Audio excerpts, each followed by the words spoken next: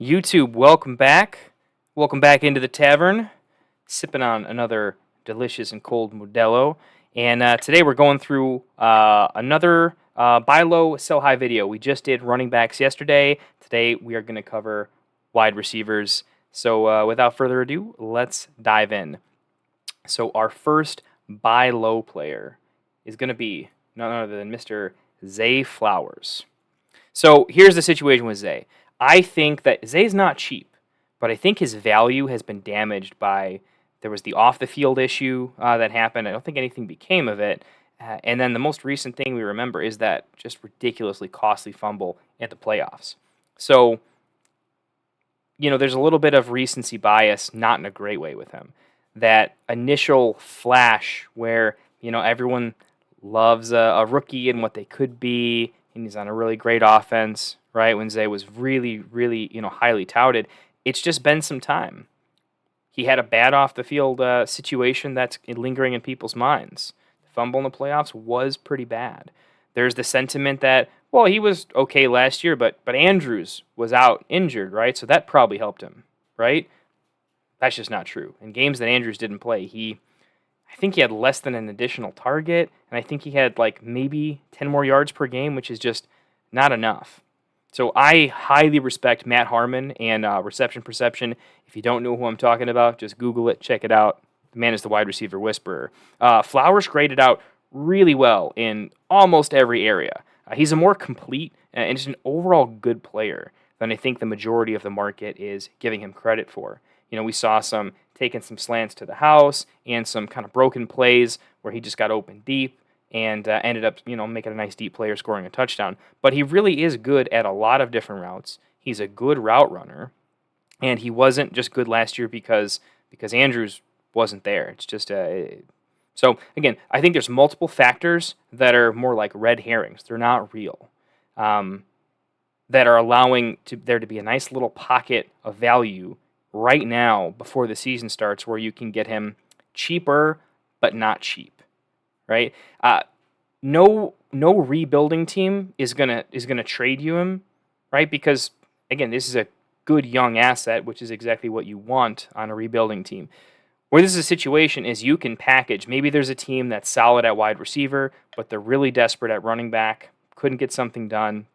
They didn't get Benson or Brooks in the most recent draft, and maybe they didn't get like a Marshawn Lloyd either, and the best they could get in the draft is like a Bucky Irving or something, right? So in that particular case, maybe you can package some sort of running back plus a second round pick to go up and get him. Some form of RB plus draft capital to go up and get Zay, where that wouldn't normally be the thing, but they're thinking less about. Maybe they've got Zay on the trade block. Maybe they're trying to use Zay as the piece that goes and gets a position of need for them, and you can capitalize on that. Can you take a DeAndre Swift and what he could maybe be this year and trade up? Could you take a Javonte Williams to an RB needing team and kind of make something like that happen, right? Could you capitalize on some of the current rookie wide receiver hype and then tier up, right? Can you take a Xavier Legette, or can you take a Keon Coleman and maybe add a little bit of draft capital? That type of a situation, to go up and get him. I think a lot of those are really, really possible, and I think just a great profit if you can find some type of a deal like that. So moving on to wide receiver number 2 in our buy lows, and that is going to be none other than Mr. Christian Kirk. I have been in on Christian Kirk from the moment he became a Jag. Not that I thought he was a ridiculously good player. I've just always thought that the market was a little bit down on him compared to what his production would more than likely be. And I think it's a very similar case this year. So what I think about him, the story, is that the market's down, kind of similar to Zay, for slightly different reasons, though, is the last thing they remember is he looked okay, and then he got injured, and then he didn't play. And the Jags were, a little disappointing. And so it's what have you done for me lately? And because the memory isn't exciting or interesting, and the interesting, exciting thing about the Jags is BTJ, the rookie that they brought in. And Kirk's just, that what have you done for me lately definitely gives you a pocket to buy into, right? So they They lost Ridley. They lost Zay Jones. They get BTJ. They get Gabe Davis. Right? I think for at least a 1-year window, I'm not overthinking this. I think that's just an overall net positive for Christian Kirk.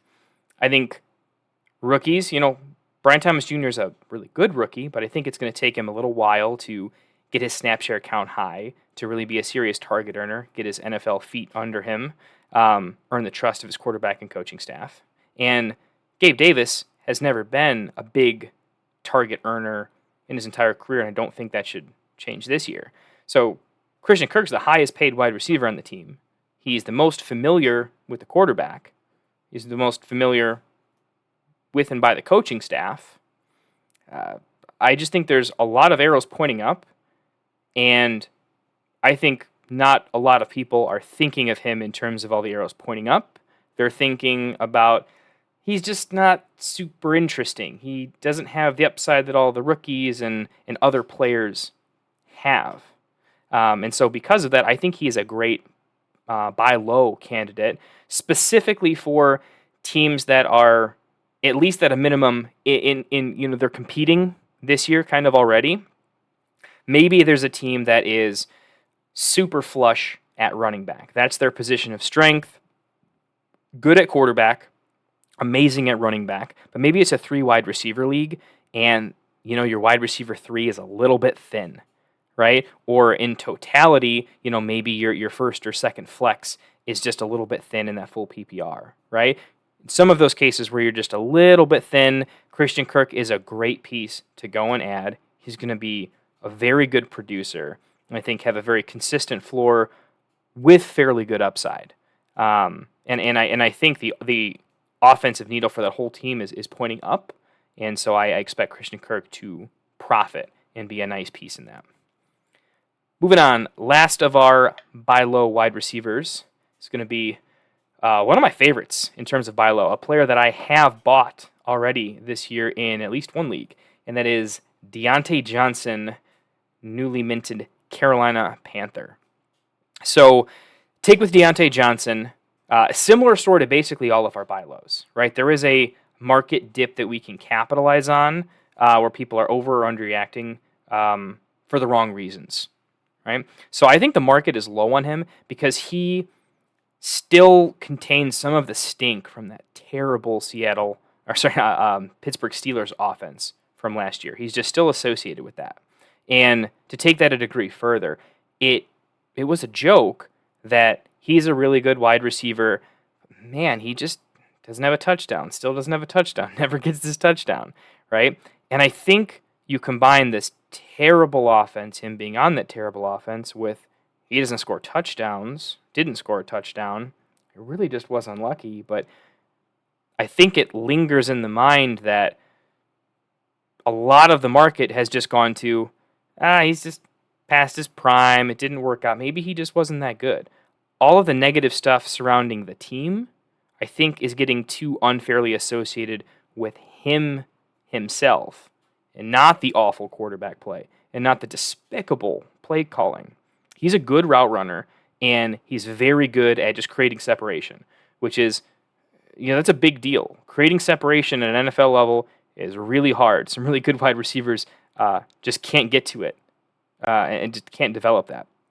Deontay was never a player that got force-fed targets just for the sake of force-feeding him. He was just open all the time, right? So while Xavier Legette's developing, Deontay could catch a ton of balls. I mean, he could come out and just be their, ridiculously high target share wide receiver 1 as like a light version of what Devontae Adams did when he went to Vegas with this crazy, near, like 30% target share or something like that. Again, I think he's going to be a lesser version of that, but I think he's got next to no competition around him. I think Xavier Legette is a project at best because Xavier Legette's not been playing high-level football for a very long time. He had a crazy breakout last year, but he's not been playing elite high-level football or getting a ridiculous snap share and having a crazy dominator rating for years at the college level. So I think he's going to be pretty raw, pretty deep into this year. Thielen is kind of dusty. I still think he's got a knack for the red zone. But, I mean, there is a case where Deontay is just peppered with a 25% plus target share in an offense that's getting better. I think Bryce was awful last year, but I think him in year 2 is going to be somewhat better to a lot better than Kenny Pickett. I think the offensive play calling is going to be magnitudes better than what was going on with Matt Canada over in Pittsburgh. So legendary upside, I don't think so, because I think they're going to run the ball a lot. I think Jonathan Brooks is going to eat a lot. I think Thielen is still kind of good at the red zone. I think they have a rookie tight end that could maybe do some things in the red zone too. So, maybe he still has his touchdown bad luck, but I think he has an elite floor because of his projectable target volume. And I think week to week, if that offense is maybe a lot better than we expect, I'm not saying it's going to be crazy, but it got nowhere to go but up, right? I think he's got high-end wide receiver 2, low-end wide receiver 1 upside on a week-to-week basis. It won't always happen. Some weeks they're going to be bad and he'll suffer because of it. Some weeks are going to be a defensive running game grind where nobody has great fantasy production. I think that's going to happen. But even in those games, I still think he catches 7 for 70 type of stuff. So anyway, Deontay Johnson, go grab him for if you're competing, go grab him for a late second, kind of like Christian Kirk. Feel great about it. Go. You can flip a lot of the second round stuff that you did this year and maybe get a third back for him. Some people are just very off of him, and I think this is one of those value discrepancies where I'm so much higher than consensus. He's going to turn 28 this year, but again, I think he's going to be fantastic for probably at least 2 years minimum.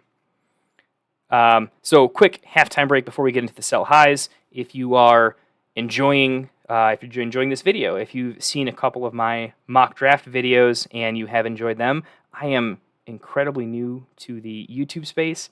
I still don't know what I'm doing. I don't know how to edit a video. I barely belong in the space, but I love the fantasy community. I love each and every person that has been so ridiculously kind enough to reach out and tell me they checked out my video or watched my video because I'm in a league with them and they think I'm a reasonably nice human being.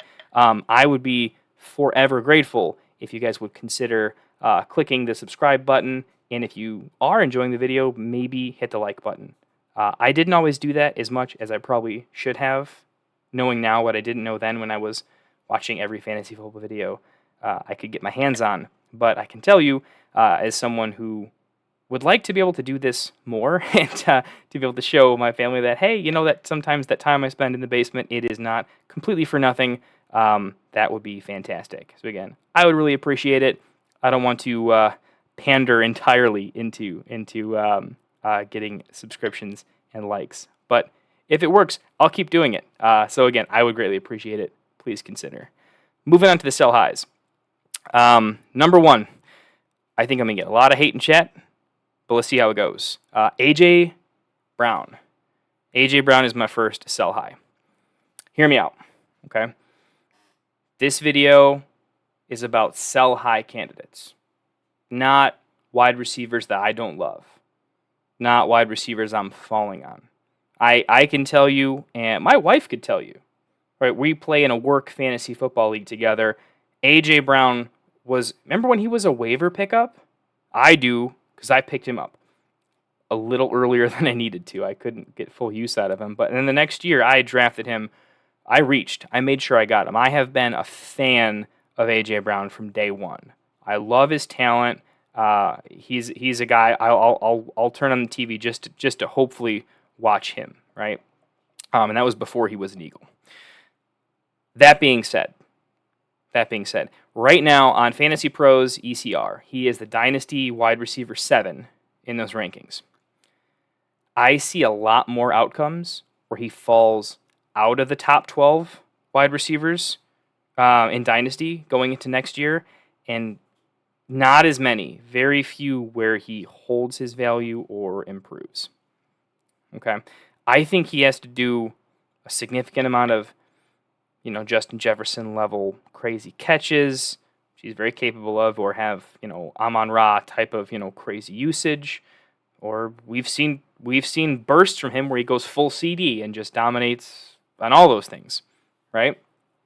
That can happen. That being said, his last 4 games to end last year, in a PPR format were 10.6, 14, 9.3, and then negative point 10, 0.1 fantasy point. And earlier in the year, right after the bye week, puts up 1.8 points against the Kansas City Chiefs. For me, you can't have that many kind of disappearing types of games and still be considered nearly top 5, in this case top 7, Dynasty wide receiver. It's a little thin. He's going to turn 27 this year. I think he's still an elite talent. But that's just, to rank him that high and then still have these things where he disappears, and that's not always his fault too. So let me tell you what he has to fade, right? He has to fade a massively improved defense that could at times win games on their own 2 years ago. And I think that could happen again this upcoming season. He has to fade Jalen Hurts and Saquon Barkley not just scoring the first 2 to 3 touchdowns, and that's how the drive goes, and the other team never gets back within distance, and A.J. Brown is just straight up not needed past halftime, right? This is another reason why I worry occasionally for the Jets wide receivers, for Garrett Wilson, because the Jets defense is so ridiculous that sometimes he could have a beer by halftime because the game is just not going to get back into contention. That's something that's pretty real. So I don't think Hurts is a top 5 QB because his arm or reading defenses. I think it's because he's 15 plus rushing touchdown upside, and he's played pretty bad at times when it comes to his arm and his reads. So here's a list of wide receivers I think could either leap him or basically be considered right next to him, or maybe already are considered next to him. Puka, Malik Neighbors, Drake London, Brandon Ayuk, Olave, Waddle. Kind of see a theme here? All of those guys are also younger than him, and most of them are on pretty good offensive situations. So whenever there's a huge tier and a half of guys that I think are nearly as good in terms of what they could do or maybe will do, and it'll be too close, he is being clearly in basically every ranking format listed above all of those guys and is older than those guys. I just generally think that what you can get for A.J. Brown right now is just more than you're going to be able to get next offseason, right? That's why he's a sell high. He's a sell high clearly by the definition of sell high, because I think there's more outcomes where he loses value and others gain value than the other way around or maintaining. So I'm not just selling A.J. Brown to fully rebuild, but specifically I like a strategy of tiering down using A.J. Brown's current still elite status. The fact that he got a massive contract through 2029, I think. Leveraging all that together, if you find the right buyer, I would love to be able to go tier down to get like if I can get Olave plus like a second and a third. If I can get Olave in 2 seconds, I don't think you're going to get that, but Olave plus a second and another piece, kind of an upside guy. Maybe you can get one of the rookie running backs that you like. I particularly like Bucky Irving. There's just a couple. I'm a huge Isaac Guerrero fan right now. I think Will Shipley is being massively undervalued on the same team as him. If I can get like Olave a second and something along those lines, I'm doing that in a heartbeat, right? If I can tier down to like a Michael Pittman plus a first, I like that quite a bit. Maybe Waddle in a first. Waddle's kind of a little down in the community right now from kind of a not great season, plus a great young player next year with that first. I would love all of those deals. If let's say you're heavy, but if you're in a super flex league and your quarterback situation is really bad, right? Can you go trade A.J. Brown for Jaden Daniels or Drake May plus? Drake May right now is falling he's not really in the same tier as Jaden Daniels in the community. You could probably go get Drake May plus a second round pick for A.J. Brown. And if you're a real quarterback hungry, I think that's a huge win. I would trade him for Brock Purdy straight up. I think Purdy's a little undervalued. That would be pretty fantastic. There's even tier up options. When you're talking about an elite player, there's so many possibilities that I think are creative and just good plays for him specifically. You can add a small piece and tier up to like a Herbert or a Love. If you can go find a way to get Purdy, Herbert, or Love from AJ Brown and almost nothing else, that would be insane. Or something close. So those are ideas that I think I would all love for selling high in AJ Brown. Moving on here. Second sell high candidate is going to be Jaden Reed. Another very clear-cut example. If the community loves Jaden Reed, I just think they love him too much. You got to consider the circumstances and his range of outcomes based on where he's at now. The community loves him. He consistently goes high in Dynasty startups. He's kind of everyone's darling. He profited huge off of Love's amazing playoff play, right? He profited amazingly from the downfall of Christian Watson, for quite a bit. And he was just fun to watch. Watching some of those end arounds, giving you a little Debo Light type of feel. That player profile is really picking up steam with some of more nuanced play callers doing some fun stuff. A lot of reason to like him. I'm not saying there's not a reason to like him. Here's the argument. He has to compete against like 100 other good young weapons. Like 1 million. Everyone around him is fantastic. And right now I think he's being valued like he's like the clear-cut wide receiver 1 on that team. And I think that is a bridge too far and an opportunity that if you're the Jaden Reed owner, as much as it's going to hurt, I think this is a good time to sell high because everything, all the arrows point up for him, but it's a little hidden. Consider this, okay? If Christian Watson, much like CMC before him, is not actually made of glass, modern sports medicine is pretty good, and they do figure him out, and they figure out how to get him to work correctly, and he's not dust, that's a little bit of a problem to his upside. If Dontavian Wicks is more like he plays more like Romeo Doubs did last year. Well, it's funny. While Romeo Doubs is still on the team and also plays like himself last year, that's going to be a problem. When a wide receiver 3 on the team can sometimes play just as good, if not outplay, the wide receiver 1, that's a little bit of a problem to have a bit of a ceiling, right? They have Luke Musgrave and was Tucker Kraft. I think that's his name. Hopefully I'm not saying that wrong. We got 2 great tight ends. What if they run a little bit of 12 personnel or a lot of 12 personnel and both tight ends in terms of target share get a lot more targets. They vulture each other, but combined, it's a lot of targets away from the wide receivers and away from Jaden Reed. That's a problem. If Josh Jacobs is really good, commands a huge part of the offense, takes up a huge amount of touchdowns and pass catching work, that's an obstacle. If Marshawn Lloyd, Josh Jacobs' backup, is also pretty damn good and gets on the field a lot, and because the offense is amazing, whether it's Jacobs or Lloyd, the entire second half is just a run fest, and much like A.J. Brown, is just not super needed or relevant in the third and fourth quarters of games. That's a problem. See where we're going here? There's a lot of outcomes where Jaden Reed is just kind of good in a good offense, which is great. I like owning good players.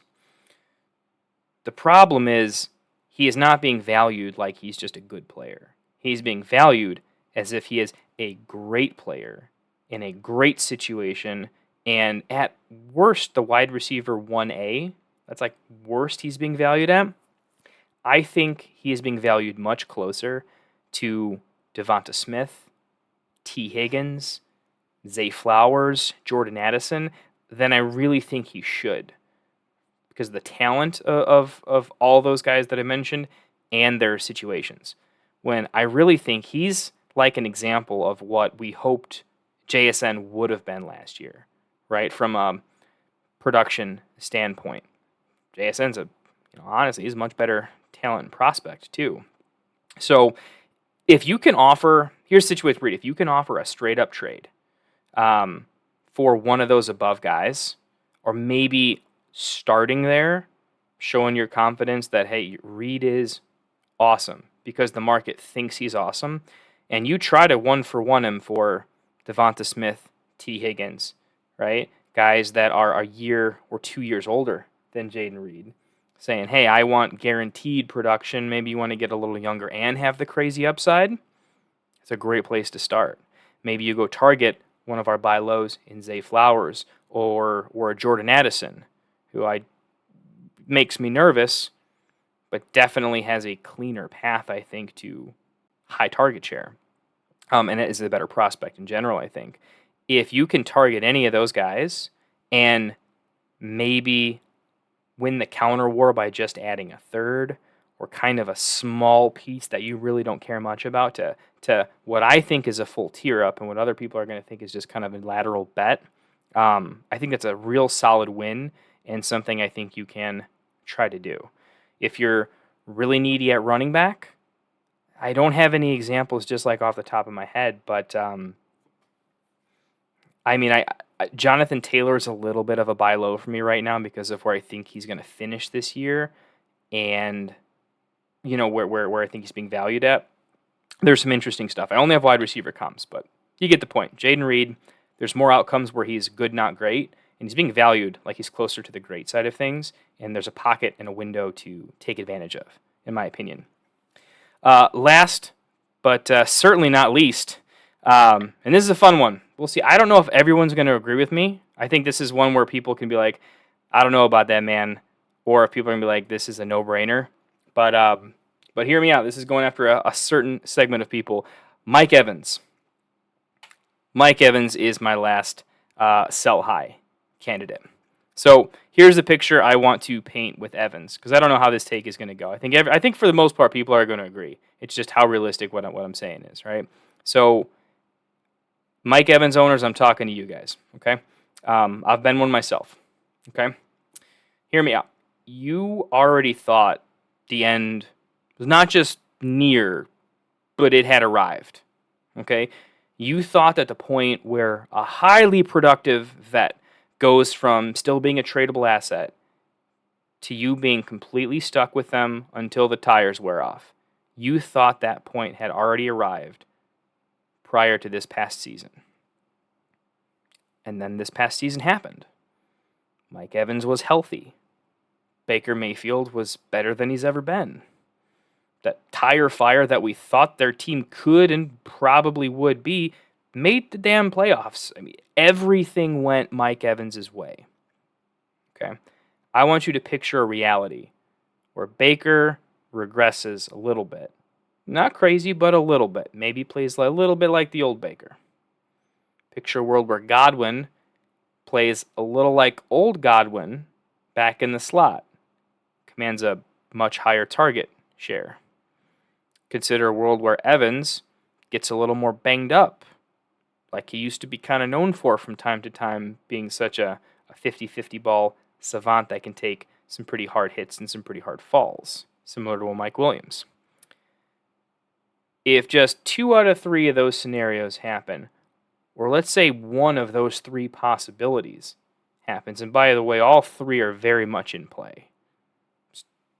The quarterback play being subpar, for instance, is a massive one. That's just one of those 3 possibilities, but it would be pretty debilitating. Okay? If that happens, okay, that's not good. So in that world, at the end of that season, where he's good, not great, at the minimum, he's going to be good. I don't see too many worlds where he's not at least good. But there are worlds where he's less than good. Okay, we need to be pretty real about that, right? But he's probably just good, not great. Okay. Then at the end of that season, you go to try to trade him in that offseason because he's going to turn 32, and you've had your fun. Okay, and you go to get off the ship, and there is no market for him whatsoever. Your league mates, I'll look at you, and they know. You rolled the dice. You bet on yourself and Evans. You played with fire. You probably thought to yourself that I should probably trade him after a fantastic season, but you thought, I'm probably not going to get a ton for him, but he's going to produce as a wide receiver 1. Why would I just sell him for a second? And all of a sudden, there's just no market for him, just none, right?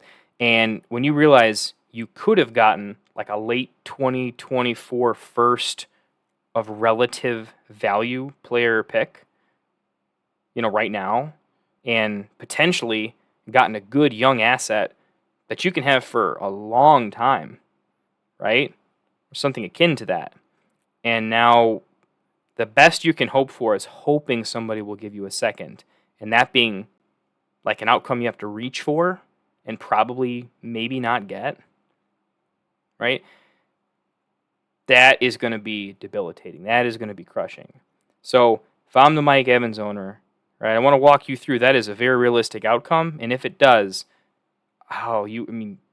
you're going to regret not cashing in while you could and getting, anything. And I think you can get way more than anything right now. He's valuable. He just finished strong. There's a lot of arrows pointing up, and there is a million scenarios where he never recovers this level of production, and the team doesn't recover this level of production, and he has this sort of target dominance, touchdown dominance, just all these things working together. It might not. I'm not a huge analytics guy because I'm a little bit lazy. I listen to really smart people in the fantasy football community who all say really cool things, and I can't always remember all of them, so I don't want to misquote them. And I'm not a crazy high production value show. I think you guys have hopefully accepted that by now. But you want analytics, look them up from some people, and I can tell you that the age 31, turning 31 cliff for wide receiver, it's not good. It's a real thing, and it is really bad. Julio Jones, age 31. That was a massive fall from grace. I don't think Mike Evans is immune to that. I think it was a miracle that he was immune to it this past year. I do think he is a phenomenal ball player. Really, he is the quintessential 1,000-yard-a-season machine. But, much like the Steeler way, much like the old Patriot way, sell a good player a year early versus a year late. And this is where I think you definitely need to sell a year early. So, guys to reach for. If you can go up and go get a George Pickens for him. Try to go get, I don't think you can get any of the good rookies. Like, I don't think you can go get Keon Coleman, but, I would try. If you can go get JSN, that'd be fantastic. If you can flip him for a 2025, what will probably project to be a late first, because a win now team is the type of team that's going to be interested in buying Evans for their 25 first, I would take that off ramp for sure, right? Guys I would settle for, or maybe see if you can package them and also get maybe a second or a third relatively, right? I would try to go get like a Pearsall, or particularly Pearsall more so than Xavier Legette. Maybe if you want to flip positionally, like a DeAndre Swift, if I can get multiple seconds, if I can go get Ramondre, Jalen Warren, Jamison Williams, maybe Kendre Miller. Again, this tier of players, I think you can get them plus a little bit of draft capital. I would be snapping that up in a heartbeat. And regardless of the production that you get or don't get this year, going into 2025, I think you're going to pat yourself on the back. You're going to say, that was a very, very good play. And I think in 2026, you're going to feel the benefits of this. In 2027, you're going to feel the benefits of doing this. And every year is going to feel great. The only situation where it doesn't feel good is if you do not win. If you would have won the league, that's it, right? If you would have kept Evans and for sure won the league, that's it. Every other scenario, this is a better play. So I would go ahead and go do that. So just to recap, buy lows at wide receiver: Zay Flowers, Christian Kirk, Deontay Johnson. Sell highs: A.J. Brown, Jaden Reed, and Mike Evans. If you're watching this and you were really annoyed that I didn't have the chapters put in yet, I am learning, and I'm going to try to make sure in the future that I'm able to put the chapters in so you can just kind of look at the player that you own, get that take, and not have to hear me ramble on and on about players that you don't really care that much about. But thanks for sticking in with me. Hope you appreciated it. If you know me on Sleeper, definitely in the description I'll probably put my Sleeper information so we can chat there if you'd like to. But throw me a message, let me know what you think. Maybe we can hop in a league together. If you really agreed with one of these takes, if you drastically disagree, please do leave me a comment. I'd love to jump in I have very few subscribers and very little comments. So believe me, I will answer them. We'll get into a nice dialogue. Maybe there's a particular aspect of something you want me to dive into. Let's jump into it, right? Please do, like I said earlier, consider dropping a subscription, liking the video if you did like it. If you want to see different types of videos, let's just say I'm so new to this, and I'm definitely not fully in the space. So I am taking requests. So if you have something you want me to put out, pop it out there.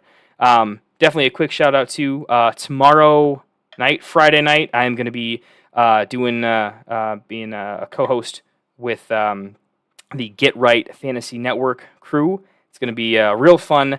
Mock drafting really is it's a true love of mine. I absolutely love it. So if you like mock drafting, absolutely come mock draft with us tomorrow. Check out the Get Right Fantasy Network YouTube channel. Amazing, guys. Much better at me than this. I've been doing it longer. And it's a really fun community. We'll be answering questions, doing a nice mock draft there. Every Monday and Friday night, the Get Right Fantasy Network crew. Super fun and awesome. Thanks for hanging out.